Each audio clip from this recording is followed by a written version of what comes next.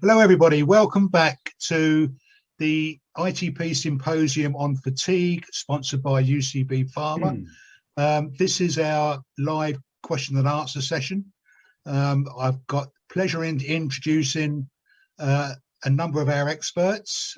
Firstly, a person you all should know, Dr. David Kuter. David did some presentations yesterday. Then on the right of the screen at the top, we have Dr. Rachel Grace. On the next row down, we have the Vice Chair of the ITP Sports Association, Derek Elston. Then in the middle there, just below me, we have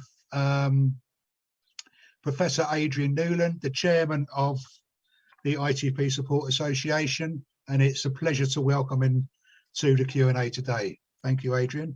And then, last but not least, a friend of the association, Dr. Nichola Cooper.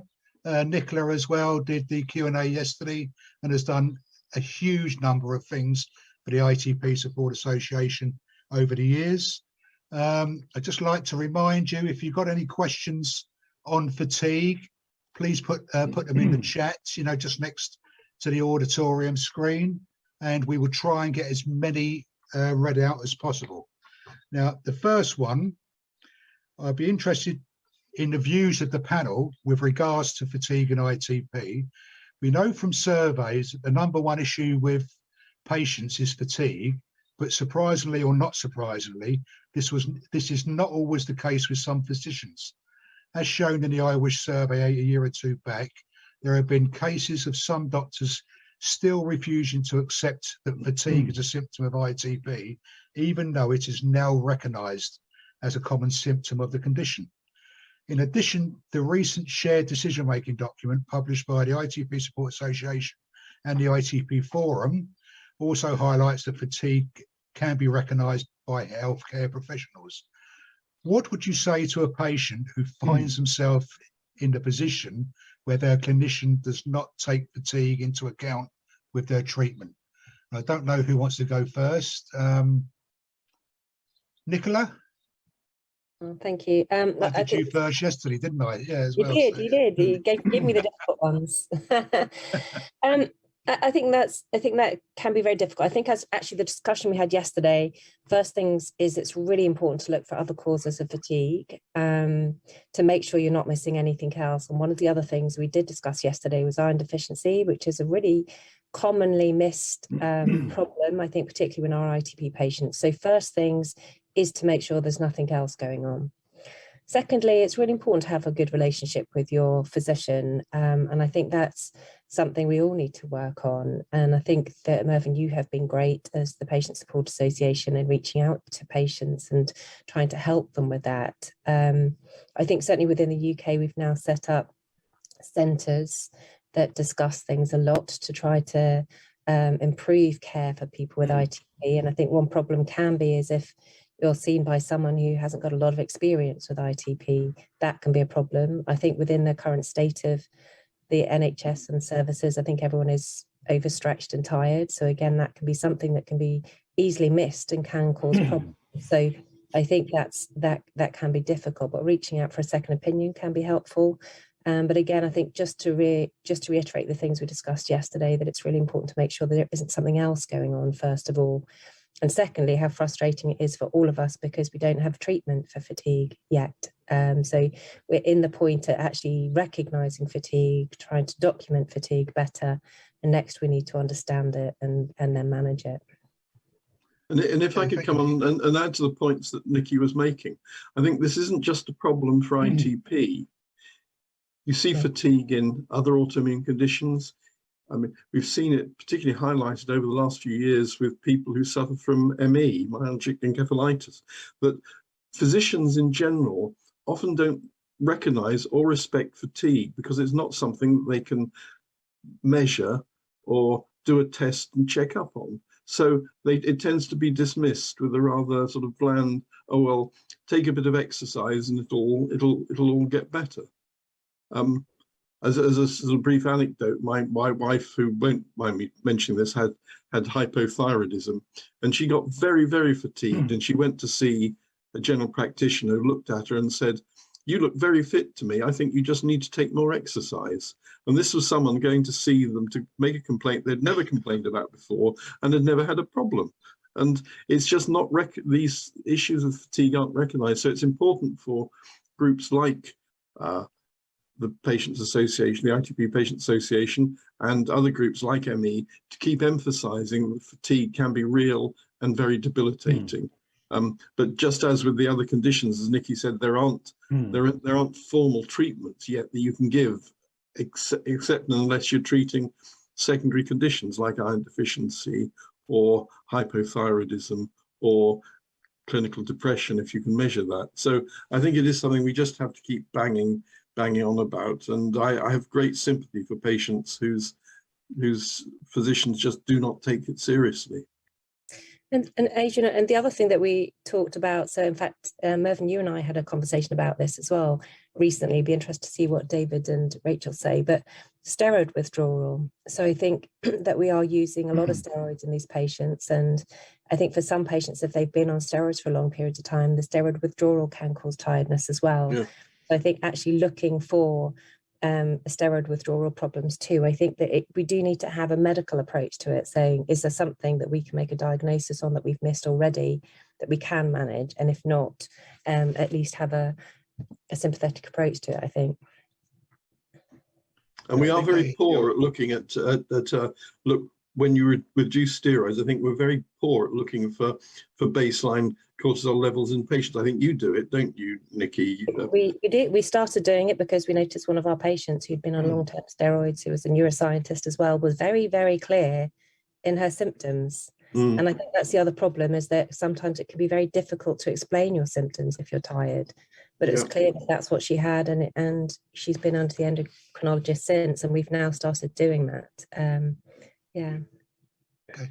David? Yeah, I probably mentioned, one of the things that if you're a general doctor, 80% of the patients who come to you have as their major or second major complaint fatigue. And usually what a primary care physician does in the United States, he says to the patient, how do you feel? I feel fatigued. Then he says, well, what else can I help you with? So ironically, fatigue oftentimes gets dismissed. And I think that going back to the question that was asked here, my doctor doesn't think fatigue is related to my ITP. The answer is it can be, but it also might not. And I think there are two mistakes we make. One is to say, well, it's your ITP, we can't fix it, just be fatigued. And as Nikki and Adrian have also alluded to, there are many other causes of fatigue that may be incumbent upon us to assess: hypothyroidism, B12 deficiency, iron deficiency, which may cause this.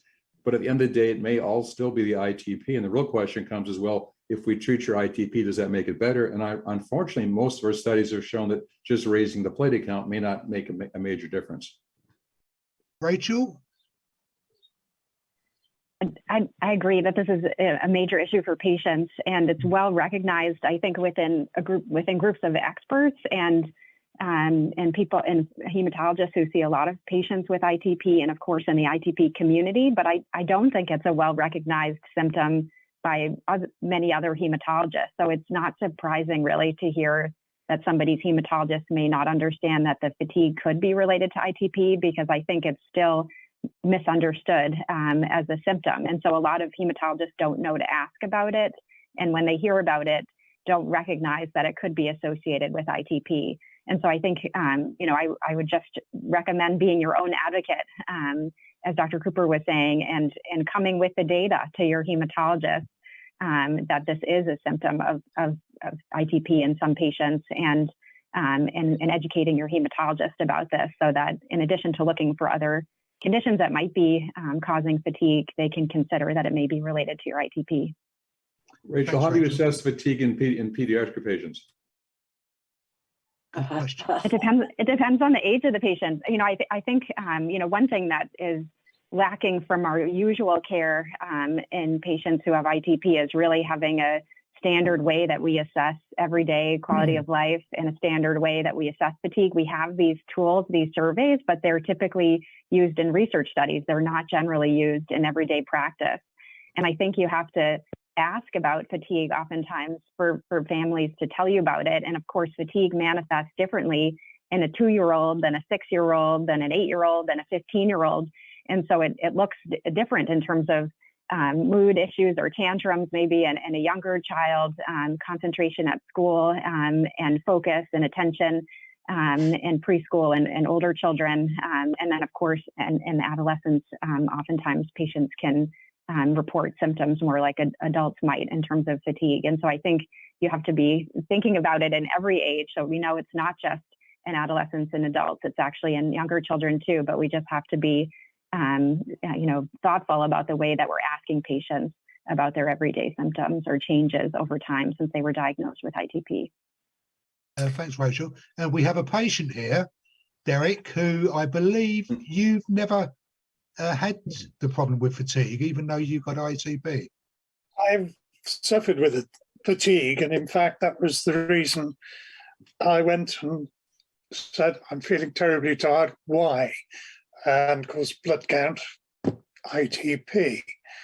But I'm fortunate, I think, in two ways. One, it's not affected me greatly. Secondly, I've always had a very positive outlook on the condition, and a psychological effect, I think, can emphasize and expand the disability that people suffer. So it's not a simple question. And I'm sure physicians can see two people with ITP, both of whom have got fatigue, one badly and one not badly. And I think from there you can go down different routes and see what is the root behind the problem.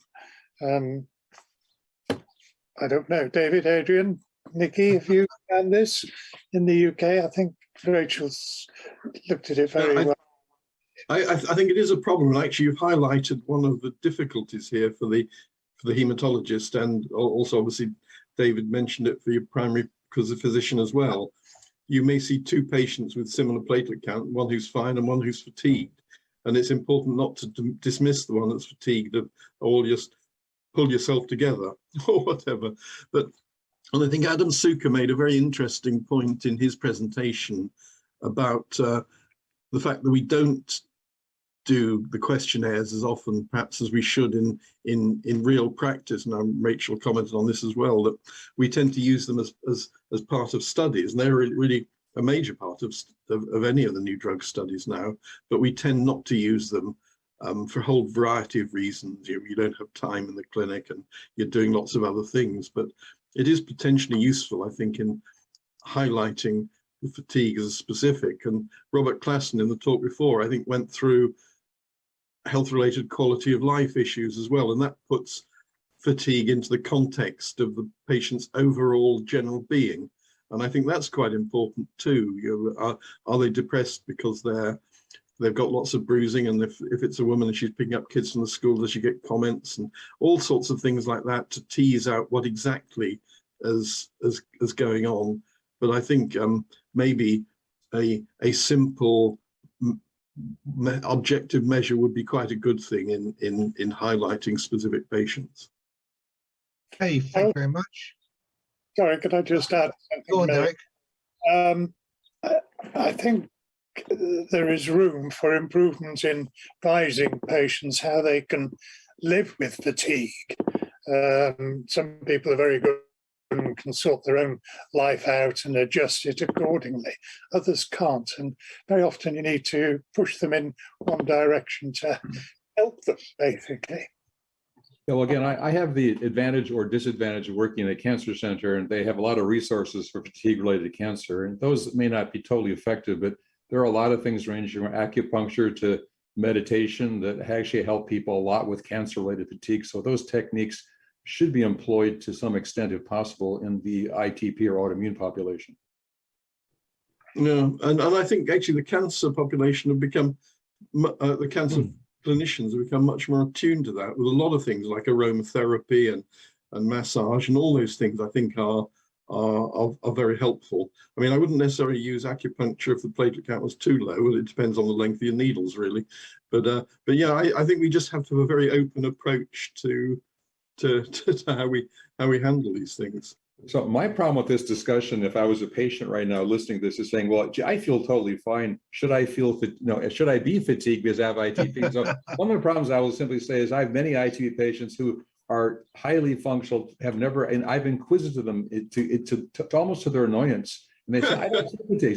So not everybody has fatigue. Let's get that up to everybody on the audience here, because I think that's an important point. Well, We've yes, actually it had is. that many of our patient meetings where, you know, a patient says, I've never had fatigue, and their count can be 15 or 20. So yeah. Well, when we did the initial the original questionnaire in around 2009-10 that we did, the association did in conjunction with the PDSA, I think about between nearly 40% of patients had no fatigue whatsoever. That's right. The rest had some elements of fatigue, and only about a third had marked fatigue. So it's right to say, just because you're not feeling fatigue doesn't mean to say this you're a fraud. It's I think it is important to say that you can be normal. Yeah, we've started to try to do that into our clinical practice, and it's about 20% of people who are tired. And as you say, some people are absolutely fine with no tiredness at all, and people are consistently one or the other as well. So there's clearly a type of ITP that's tired, and lots that really is not. So I completely agree with you that it's important that it's okay if you're not tired as well. That's okay as well.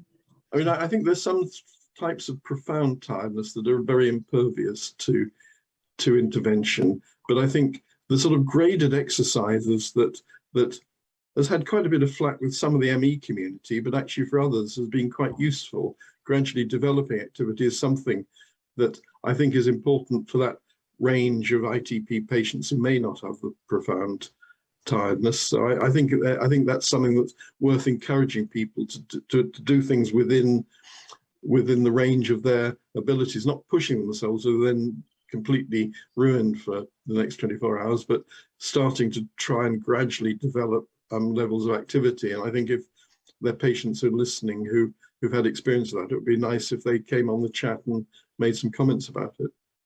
Yeah, there was an interesting point raised in Adam Suka's presentation about the variations in people's perception for fatigue around the world. In some cultures, you know, the level of fatigue was a lot lower percentage-wise from patients than it is in, say, you know, Western countries, which was quite marked. So, and I think Robert Klassen made the same point when they were doing the kids ITP work with the kids hospital in Toronto. When they expanded it to, say, the UK and other countries, they found the interpretation of some of the questions were very different, depending on what your background culture was. So it is important to look at those and realise that not all questionnaires are immediately translatable into other populations. Rachel, have you had experience with that? I don't have personal experience with that, but that I think we've seen across different diseases where we've utilized surveys and tried to validate them in other countries, that the questions don't always translate across cultures, even cultures within the same country.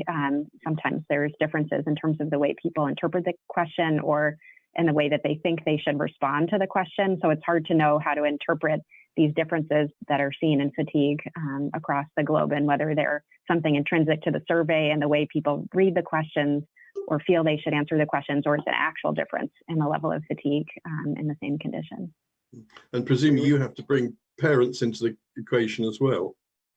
Well, that's right. But the kids ITP tool that Dr. Klassen was talking about, there's surveys that the children fill out that are age specific, and then the parents fill out two types of surveys. One's about how the ITP of their child affects them, and then another that's a proxy survey that where the parents can comment how they see their child affected by ITP.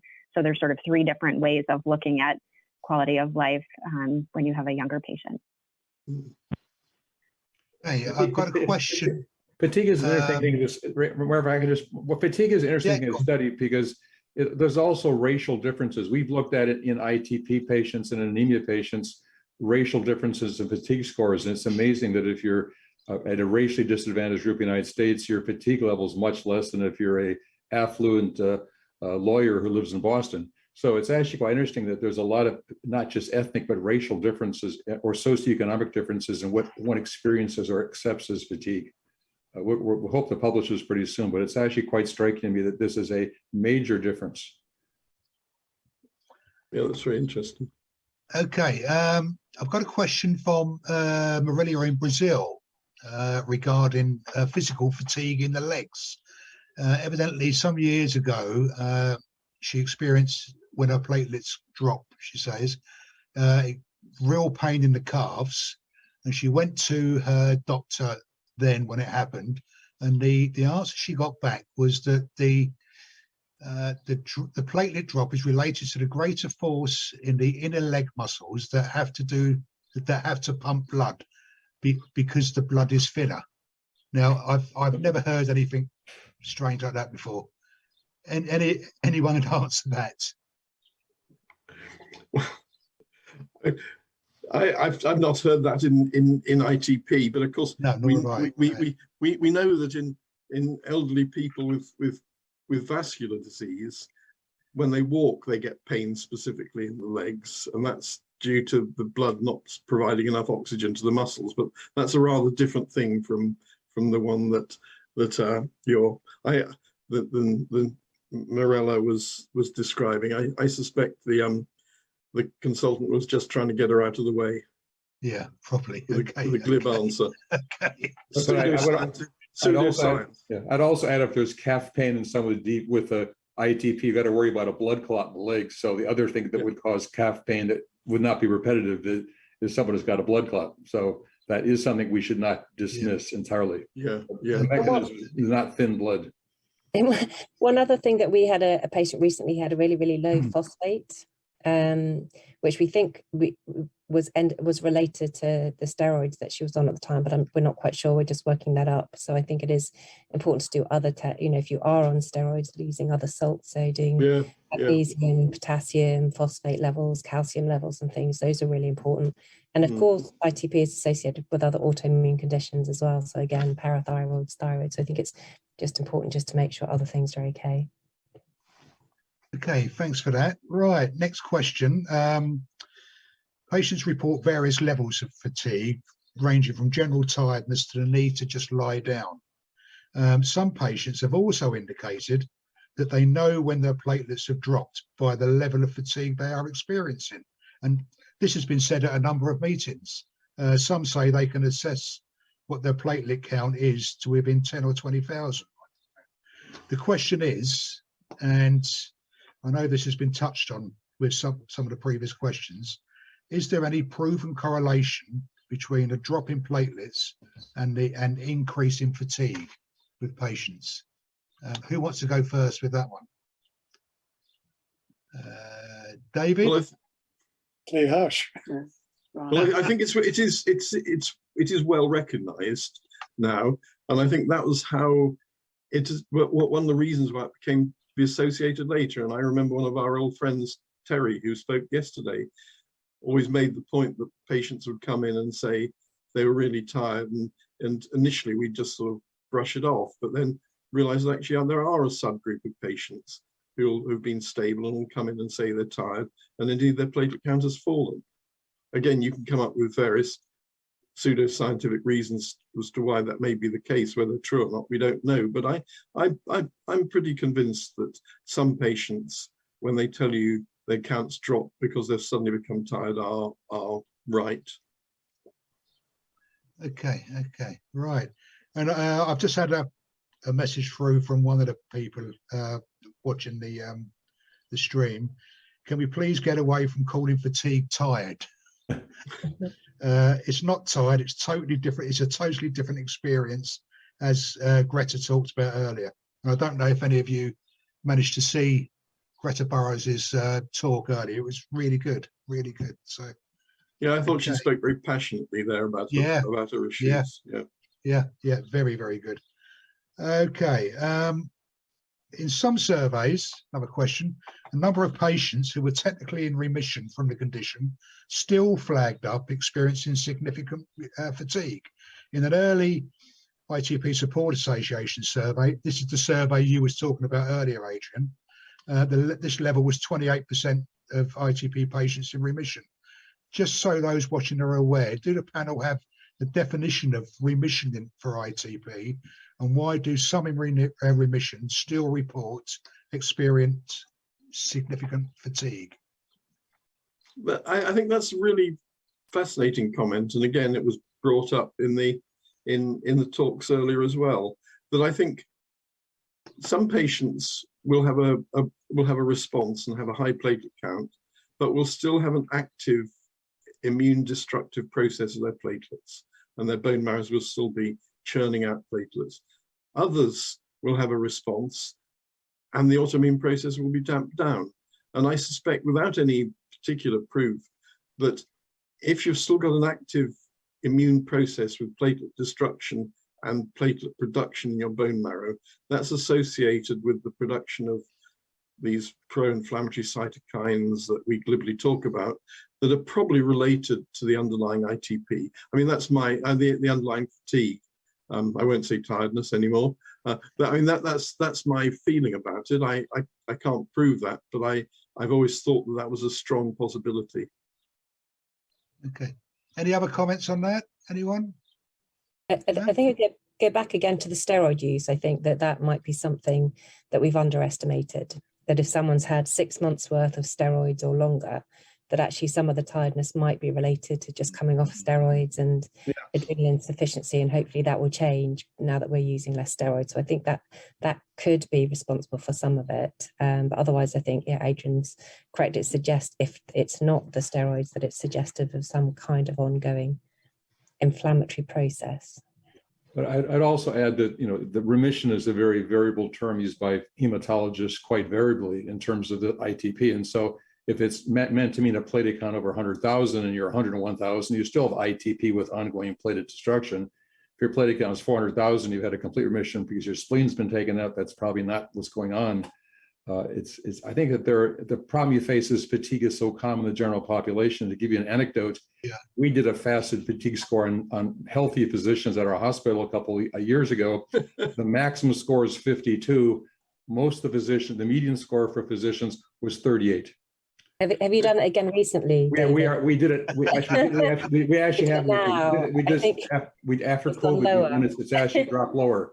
So ironically, it falls into the same range, and this is a major cause for physician burnout in the United States. So I'm just saying that we got to be careful about fatigue. It's a general population problem, not just ITP problem. Yes. Okay.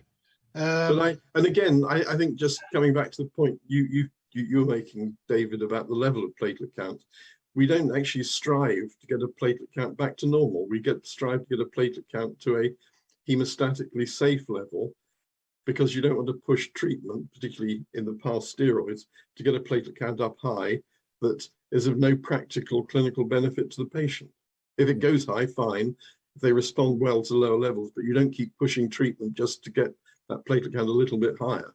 Yeah. And I think right now, Adrian, as you well know, we've discussed this before, that, you know, just making the platelet count higher in an ITP patient who's got significant fatigue may not often make the fatigue disappear. So I have many patients who I've treated just for fatigue at a platelet count of 50,000, made the platelet count go to 150,000 with a TPO agent, for example, and the fatigue is unchanged. Yeah. So many patients do not respond just to a higher platelet count. Mm. Interesting. Okay, thanks guys. Right. In the UK today, the 15th of May is actually the last day of Mental Health Awareness Week. And given again that fatigue is one of the hidden symptoms of ITP, this can have a major impact on a patient's mental well-being, not only for the patient, but also the added strain that it can put on family life. Would the panel agree that there is a need for psychological support for ITP patients? And I know we touched on this yesterday, Nikki, in one of the Q&As, but would they agree there's a need for psychological support for ITP patients who are having issues with their mental well-being? If this is a yes, what type of support should this entail? And more importantly, what level of support should be available? Because just to add, I know the government has said they're putting some money into this area, but it's still going to be, you know, inadequate for the need that's out there. Any views? Well, this was something we discussed when we developed the shared care document that we put out. The group who were developing that, we were discussing what sort of, what could we do next and what should we be doing? And I think there was quite a strong feeling that some sort of psychological support within departments would be useful. But of course, you don't need it enough, and the funding isn't there to have someone permanently attached. But looking at that sort of support, because we have it often within the haemophilia setups, we have it often within our hemoglobinopathy setups, but actually some sort of shared psychological support that could be used with patients and or their carers, I think is potentially a very good one. And it's something I suspect we'll come back to when that group meets to discuss the further projects we've got.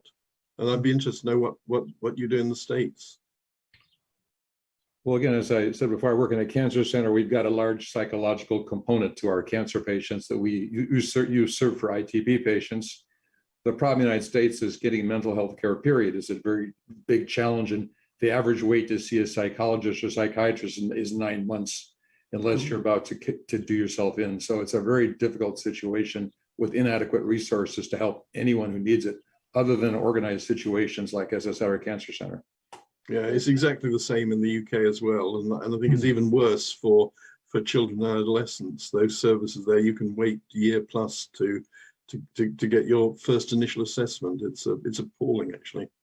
So, I mean, Adrian, I wonder whether this is something we should develop within the CNSs. There are specialist nurses. So I think we've got some specialist nurses for ITP now within the UK, and actually developing that further, because I think a lot of the support can be through them. So I think that's something it would be great for us to work on a bit more. So it's very specialised towards ITP and the problems that they have. And certainly we find that's locally, that's incredibly helpful for patients.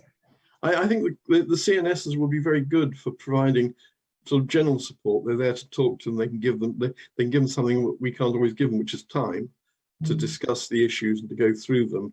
But I think there is a place for specialist care as well, and piggybacking that onto what's available for other areas that we often have within our departments, like the malignant side or the hemoglobinopathy or haemophilia is a way forward. And I think it is something we ought to be discussing more over the next year or so, because this is clearly an issue we keep coming back to and discussing and chewing over without really taking it forward. I think in the current climate, certainly in the National Health Service system, it's going to be very difficult to look for additional resources for anything.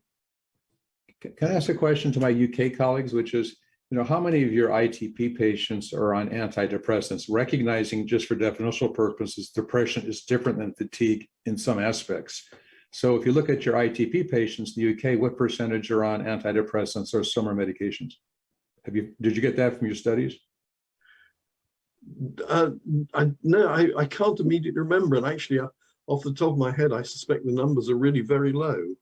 Off the top of my head, I can think less than 5%. Yeah, I would agree with that. Because the flip side is through the PDSA and a few other US groups, it's quite a lot higher than I would probably say. It's about 25%, which may be commensurate with the US population in general. But I'm just saying that the question that rises a lot is, well, doctor, I have ITP, I feel fatigue, would take an antidepressant help me? And I don't know the answer to that question. I rarely found it to help significantly. Yeah. As a patient, I'm quite surprised at the figures, Nikki and Adrian, that you've come up with. I would have thought it would be higher. But of course, the antidepressants, if I'm right in saying this, are probably prescribed by the GP, and the patient might not necessarily disclose to you that they are taking antidepressants to fight their feelings against the fatigue. I think what I've noticed over the last couple of years, I think, and I'm sure all of us have, is that I think it's been a very stressful time for people with ITP. The anxiety and the additional stress of COVID, I think, has brought out more anxiety for people, and it's a sort of lack of control over your platelets, lack of control over your environment. And I know that that's precipitated a few of my patients to need antidepressants, but I think it's quite a UK culture thing, which is quite antidepressants. So I think it's something that people feel that they shouldn't use or they shouldn't try, or it's almost like giving in. So that's my experience of people when I've sort of suggested perhaps antidepressants might be helpful. there's a real reluctance to try that. And that's a few patients that I've convinced, well, I've discussed with them talking to their GP about going on antidepressants. And I think many GPs wouldn't initiate it without discussing Absolutely. with the hospital anyway. They're very reluctant to start different things on patients who are on ongoing treatments. Well, again, and some of the antidepressants may have some anti-platelet effects, so one has to be very cautious about that, I think. But the question I pose to my colleagues here is whether, if fatigue is an issue for our patients, would it be worth studying whether antidepressants might mitigate the fatigue, which may be helpful to patients' quality of life? I'm not saying we should put everybody on antidepressant, but this is something that ought to be studied, at least in the ITP population or the autoimmune population. Great idea, Dave. It certainly helps with women with breast cancer who have had hormonal manipulations to increase their functional activity. It's almost used ubiquitously in women on estrogen deprivation for metastatic breast cancer. I mean, this is a point that Adam Suker actually raised in his summing up of the position on what could be offered as the discussion of use of antidepressants and identifying if there is that sort of element. Although, of course, what you're saying, David, is a little bit extension from that. Is they may not be formally depressed, but will they help? And that may be something that would be worth considering in a more formal setting study. Maybe, yes. Okay, just moving on. Got a follow-on actually from Brilliant's question from a D. Jones. When my fatigue is really bad, it's my arms that feel like they're having to move weights in order to bend them. It was interesting to hear someone say they were having something similar with their legs. I wonder if others have had leg or arm problems when their fatigue is extreme. Has this been reported in, by any of your patients over the years? Well, it's a problem with steroids. Again, I mean, upper arm muscle weakness is very common with long-term steroid use. Could be related to that, but it's not something I would specifically recognise. No, okay. And, the flip side of this, there's Alison from the UK. I've had our ITP for 6 years. I've increased my exercise and cycle up to 16K in a day. I always feel better afterwards, but I still suffer on some days from bad fatigue. But she's still got the motivation there to actually keep exercising, which is brilliant. I'm very impressed.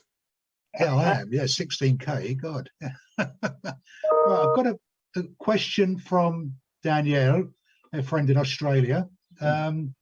Fatigue has been connected with COVID-19, and considering this increased awareness, are there any studies either being considered or done to review fatigue in general and not just for ITP? Well, I think there's a lot of discussion now with the whole issue of long COVID, which has many symptoms that are similar to ME. And there have been discussions within those communities, and particularly using the funding and the enthusiasm that's come in from the governments to support issues with long COVID. Whereas, is that an opportunity to start looking at the fatigue you get within that condition? And obviously, that's something that the fatigue of autoimmune disorders could be hung on to as well. Yeah. Okay. Again, Danielle, nice to see you indirectly in Australia, but I think this is a huge area being discussed and being considered right now from a wide range of areas for ITP and COVID-related thrombocytopenia or just COVID-related disease. Yeah.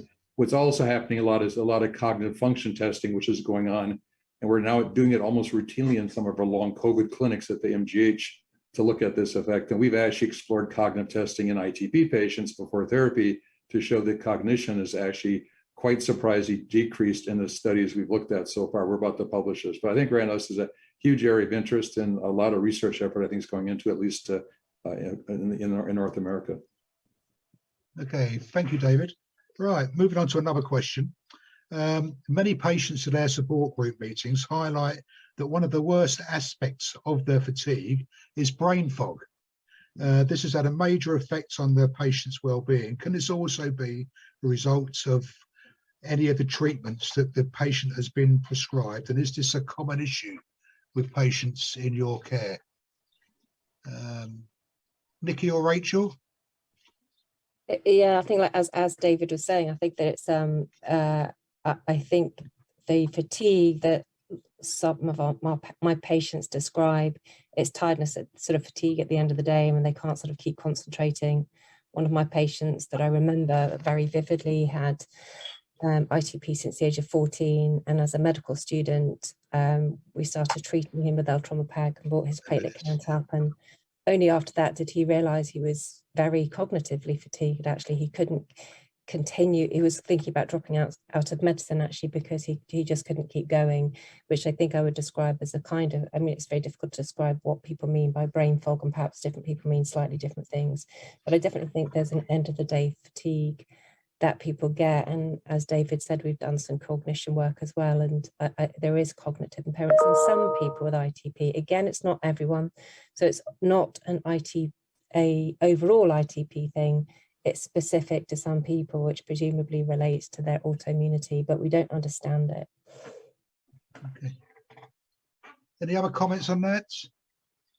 I think No? brain fog, as Nikki says, it's very difficult to define quite what that means, because it does cover a whole multitude of sins. But I think a lot of chronic disorders are associated with difficulty in cognition. And I think some of the drugs we use, steroids, obviously the obvious one, but there are some of the others too, will impact on cognition if you want to formally look at it. And in general, you don't. But you can agree with the patients when they say, I'm really not functioning, and particularly if I get tired, it's much more pronounced. And I think you have to be very sympathetic to that. Okay. I think I've seen it in one of our patients and one of our staff members with long COVID, the specific things that they're not able to do. So it's taken many months to get better. And there are some things, some functional things that they're just not able to do, carry information from one Excel spreadsheet to another, for example. So it's a very clear thing. It's difficult to describe. Yeah. Interesting. So one of our staff members got COVID, and he used to be able to remember what the patient said in his office. And now he's got to write notes and take it back to his office to do his formal note. Yeah, totally. I think it's very, very striking when it's a person who used to be brilliant at multitasking, and suddenly they can't do that anymore. So yeah, sorry, Rachel, we keep interrupting you. Rachel? I was just going to say, sort of on the flip side a little bit with adolescents, I haven't had anybody use the term brain fog in their teenage years, but it may be just a lack of knowing that term to describe how they're feeling. We definitely hear symptoms of fatigue and then headache that often goes with the fatigue, which may be sort of brain fog, or the kind of a way to describe it to some degree, although I know it's not really the same thing. And I would say, though, too, we do see some patients with low platelet counts who have those types of symptoms who start on a new treatment and have an increase in their platelet count.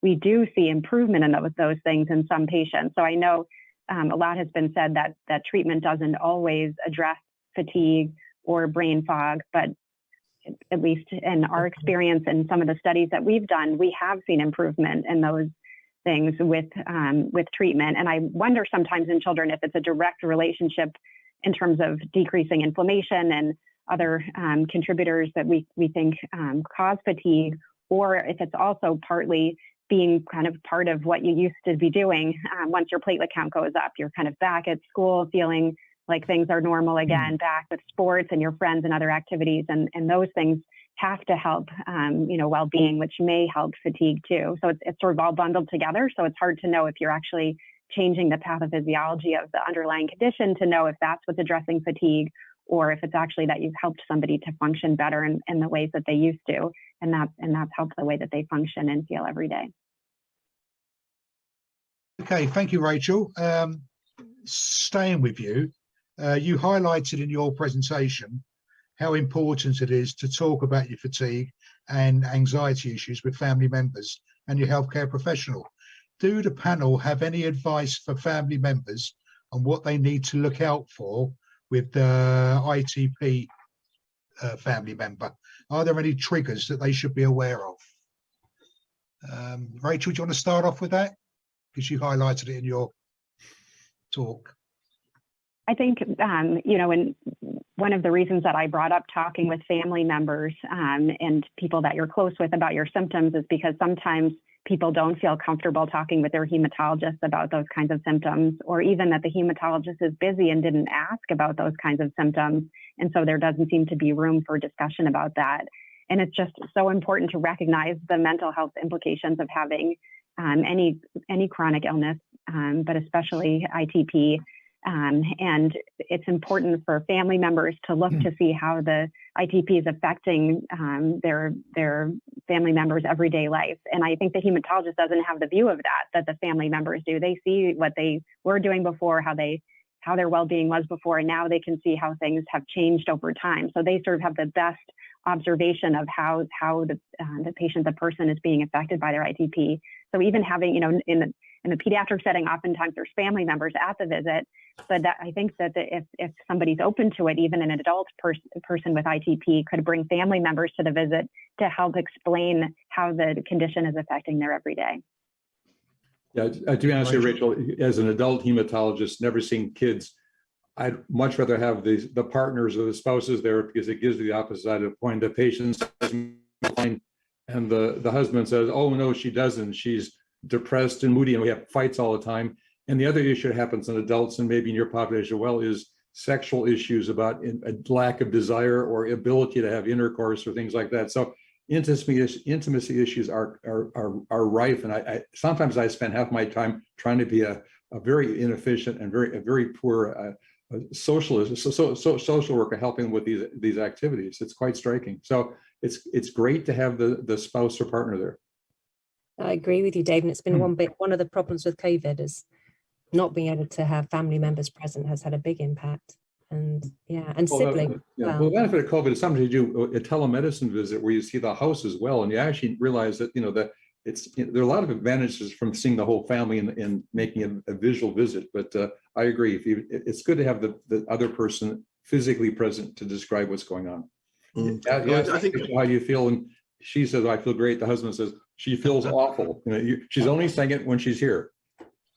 I think with any chronic condition, isn't it? It's important to involve family members, and I think it is important for adults, because there's a real tendency for adults not to want to let the doctor down in some way by they want to agree, they don't want to complain, they don't want to really let on that they're not responding as well as the doctors think they are. And I think having a spouse in there is actually really quite important in teasing those things out and making them feel more relaxed to be able to talk about those sort of intimate issues and how they're coping in general. I think it is important. The flip side of the comment, and this is said sort of tongue in cheek, is every time one of my patients who comes by his or herself brings in their spouse, you realize you're in trouble, because it's going to be a visit that's 2 or 3 times longer than usual. Yes. Well, or the list of questions. Yeah. Okay. Moving on. During one of the breaks earlier, this term came up, and I've actually used it. A number of patients highlight a problem, and I've heard it several times now, with a boom and bust feeling. I.e., one day you feel great and you're up and you're doing everything you can, but then you pay the price for it over the next day and the following day, by having to, feel absolutely wiped out. With ITP, we know from our discussions with patients in the various groups we do that it's a real, up and down journey. Does the panel have any recommendations or suggestions that could help patients try and manage these ups and downs? Or is it a case that they just have to get their mindset correct? Nichola, you was looking very offensive then, so I thought, yeah. You always ask me the really, really easy questions. I think that's very difficult, isn't it? And I guess one of the things, and certainly I'd be interested in Rachel's opinion on this as well, is what we have tried to do is to try to normalize ITP a little bit and think not to let it take over your life, and particularly with the kids and teenagers, that this is a really frustrating disease, and it's really frustrating for many things, partly because we haven't got the answers for you. I don't know why your count goes up and down. I don't know why sometimes you feel tired and sometimes you don't. So one of the things is not to beat yourself up about it. And try to work it out what your limits are, and don't stop doing things just because you're scared about the next day being tired. I think it's really important to continue to engage with life, and I think, as Rachel pointed out as well, it's really important that you're still doing those activities or socializing, and really important not to withdraw from activities or from social life because you're worried about being tired. So don't give yourself a hard time about it, and try and understand that this is a limitation you have and that you're working within it. And I say that the same for family members as well, is try to that it's not the dominant part of your life. It's part of it, and it's frustrating, but other things that you're engaging in and doing is helping you to deal with it, I guess, is what I'd suggest. And coming back to the previous question, I think a point that Nichola alluded to earlier, the issue of clinical nurse specialists.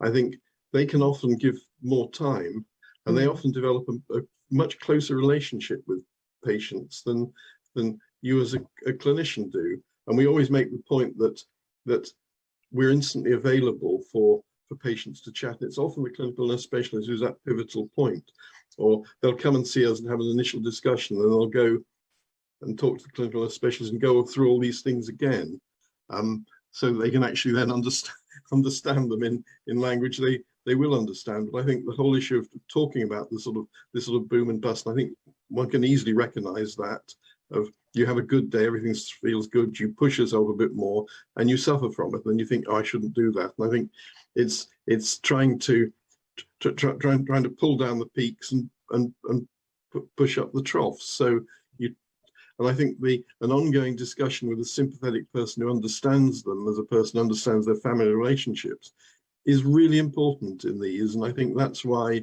the whole area of working as a team with your clinical nurses from whatever source are crucial. I mean, obviously the point we were talking earlier about psychological support is something they could do at a pretty general level.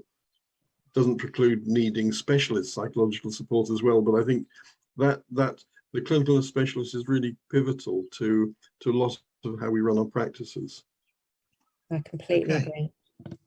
Also, patients need, I think patients also need to accept that there are many solutions to the problems like that boom and bust.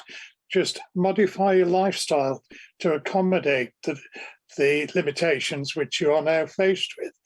I mean, my favourite pastime was sailing, and my haematologist, who Adrian knew quite well, I think, said, "Oh, you have to sell your boat because you can't risk having a bang on the head from the boom." I said, "No, got a bigger one, which was over my head. Problem solved, more or less." So I think you've got to think outside the box and not accept, "Oh, I can't do that any longer," or "Am I any different to anybody else?" And the answer is no, you're not. You just have to modify your lifestyle a little bit to accommodate. Okay, a number of the questions that have also come through are regarding probably possible lifestyle changes and diets. Have you got any recommendations with regard to diet that could, one, possibly help relieve the symptoms of fatigue, or dare I say, even I know some people say they swear that this has helped their platelet count with something, but any ideas on that, Adrian? Eat well. Eat well. Eat well. I don't believe there are any specific food fads that do improve ITP, and this comes up time and time again, particularly in patient discussion groups. And I think there's never been any indication that any specific form of diet or any specific compound will make things better. You shouldn't overeat. You shouldn't undereat. You should eat a varied diet that gives you all the vitamins and things you need. And clearly, if you do have a faddish diet, you have to make sure that you're getting enough vitamin B12 or whatever. So, I mean, that's my basic feeling. It's just making sure you're looking after yourself, you're eating properly. And it's the same with taking regular moderate exercise, even if that's only walking for 2 or 3 hours a week. But I think all those sort of things improve your health and well-being, and eating well supports that. It's avoiding the fast foods and the unhealthy foods. It's you're getting your vegetables, but also having a mixed and varied diet. Eating the right things, basically. Yeah. I'm not certain that a diet helps. I think what a going on a diet does do, and I don't mean by diet mean restricting calories, but going on a special, I'm going to eat healthier, makes you in charge of yourself and not let the disease be in charge of you. And so to me, when people put goals in front of themselves, like I'm going to lose 8 pounds, or I'm going to, not eat fast foods, or I'm not going to drink as much as my doctor does, those are things that let you take charge of your life, and that takes you away from the disease being in charge of you. The second question, which I haven't seen yet, is whether we should eat papaya. Papaya has been touted for many centuries as being a health food, and I'm not saying, I don't think there's anything wrong with it, but I don't see it as something that raises your platelet count, to be quite blunt about it. I think something sorry. No, go on. I was just going to say something that we see sometimes is that families put their children on particular diets because they've heard from other people that a gluten-free diet or a low-sugar diet or a dairy-free diet will help their child's ITP. And we just don't have studies that show that, and having restricted diets could have other health implications, as has been discussed. And so, as others have said, I would encourage a well-rounded, healthy diet, but not a particularly restricted diet, which will have other implications on somebody's well-being and mental health and participation socially in trying to keep those diets if there's no medical indication for it.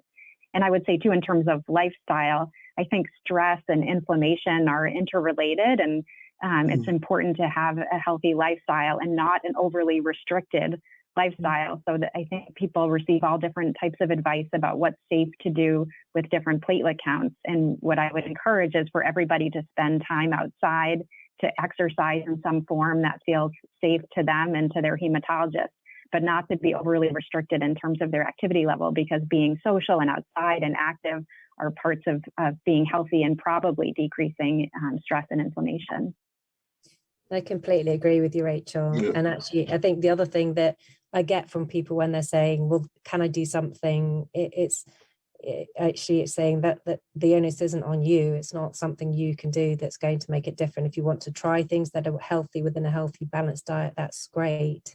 And if you want to try certain exercise, that's great as well. But again, it's not about, believing somehow you can make a difference. If that's helping you psychologically, that's great. But I think if you do it and you don't get better, that can also kind of psychologically be troublesome, I think, as well.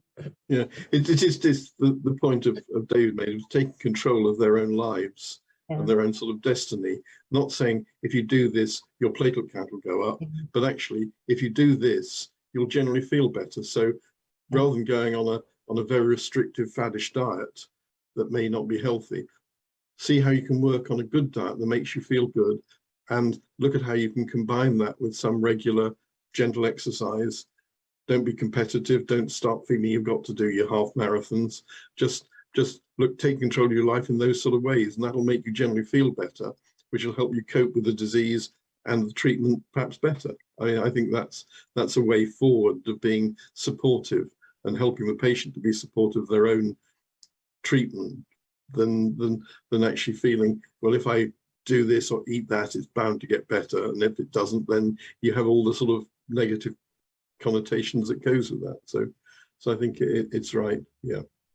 I think it's also important to not put restrictions on patients like Derek had put on him. I think that, if your platelet count's below 10,000, I'm not going to have someone go play rugby. But if the platelet count is in a decent range, I think there are very few things patients should not be doing. The exceptions, I think I probably wouldn't bungee jump if my platelet count was below 50,000. I probably wouldn't play rugby if it was below 50,000, maybe 30,000. I wouldn't box, but there are not too many other things that most people, we had our ITP group in the United States run the Boston Marathon some 15 years ago. I think the total platelet count of all 12 runners was about 150,000. So many were quite low. And we have pictures of their feet on a calendar we made that had bruises at all. And the only one whose feet had bruises on was mine. And my platelet count was normal. So it was interesting that I think that there's a lot of things you can do and not be frightened to death by your doctor. Yes. I'd have told people Derek do the London Marathon in recent years as well, and exactly the same scenario. Yeah. I'd have told Derek to have bought a crash helmet. I was going to say that myself, Adrian. So yeah, I'll send him a U.S. football helmet. Yes, that's the one. Yeah. Right. Another quick one. Is the level of fatigue depending on the age of the patients? Someone's asked. You know, is it worse for the older people, or is it worse for children? I'm going to ask Rachel first because you know the pediatric amongst us. I'm not sure what's meant by worse. You know, if that's in the eye of the beholder, or maybe more frequent. But we know it's we know the frequency is quite high in children and adolescents. When we studied it, I think the problem is about identifying it in clinical practice, asking hematologists, asking the right questions, and recognizing symptoms of fatigue in a 3-year-old or a 7-year-old. But I don't know how rigorously it's been studied across the ages, but we've studied it across the pediatric ages at least, and it's quite prevalent and not different in younger children as compared with adolescents. I think the observation I bring to this discussion is that I deal with people who are mostly adults. And if you ask me who of my ITP patients complains most about fatigue, it's the 20 and 30-year-olds, whereas the 80-year-olds say, well, it must just be my age, doctor. Yeah. And I usually let them get away with that because I'm afraid of doing too much other than the usual evaluation for fatigue that I do. But I think right now a lot of older people are more stoic than younger people for many good or bad reasons. Yeah, I think that's right. I don't think it's otherwise age related. It's related to what you perceive you want to do, and maybe expectations are less as you get older, and the frustrations of not being able to do what you want to do are greater when you're younger. And I think sometimes the children don't notice they're tired. It's actually the parents that are noticing children are tired as well, because like, I just want to watch telly. It's like, fine. Yeah. Okay, I've got 2 more questions left.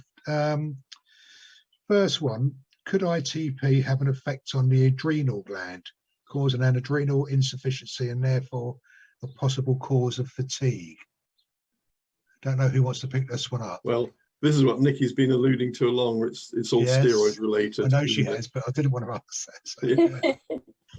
So, So it's steroid related, and the importance of a proper endocrine assessment for people who've been on long-term steroids, I think, is crucial, because clearly they will have adrenal insufficiency, and will actually get it really relatively quickly if they're on high-dose steroids for a period for just a few weeks. And so it is an important aspect that we sadly don't take as seriously as we should.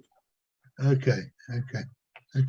And the final question, are we any closer to understanding why fatigue is a symptom or a consequence of ITP? Who would want to go first for this one? I'll leave it open to whoever puts their hand up. I'll put my hand up just to make it go fast, because I'd say no. The answer is no.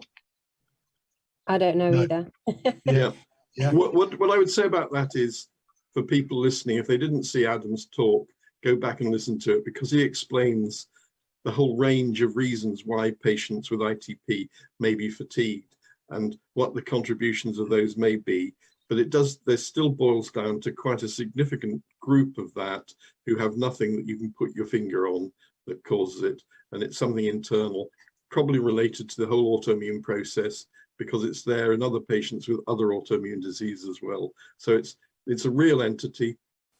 It can be caused by other conditions. And if you rule those out, it's still there, and we can't yet do anything about it, although there's a lot of thoughts and speculations. Okay, and sorry, one additional question, one I've just noticed in the chat. Patricia, she's got a question regarding food allergies in connection with ITP and the immune system. It seems that she's developed more food allergies since having ITP. Has this been highlighted prior to this or before, or anyone? Well, again, many people ITP have a penumbra of other autoimmune things going on. You can have a positive test for lupus, a positive test for rheumatoid arthritis, a positive test for antibodies against red cells. So I think, Ryan, it wouldn't be surprising there's a whole penumbra of other autoimmune conditions linked to this. And food allergies, like hypothyroidism, are commonly associated with ITP. Yeah. I don't think this is a rarity. I think we No, don't no. gather the information as much as we might otherwise do, but it's certainly all part of the same spectrum of autoimmunity. Yeah. Okay, well, thank you, everyone. Thank you, David. Thank you, Rachel, Derek, Adrian. Lovely to see you again. Nichola. Just like to thank everyone for taking part in the 2022 annual convention. Especially like to thank all of our sponsors, UCB, Novartis, Argenix, and Amgen, and also Grifols for sponsoring the convention platform that we're using. And in addition, I'd like to thank UCB Pharma for sponsoring this afternoon's symposium on fatigue. I hope you've enjoyed it. I hope you found it fascinating and informative. The convention platform will be up, available for a couple of months. All the video talks will be available, so you can go back and peruse at your leisure. If you do have any questions that we haven't answered, please email me. Just go to itpsupport.org.uk. My email address is on there, and we will endeavour to answer. But thank you, everyone. Take care. See you next year at the Royal College of Pathologists on May the 13th in London. Thank you. Take care. Bye-bye.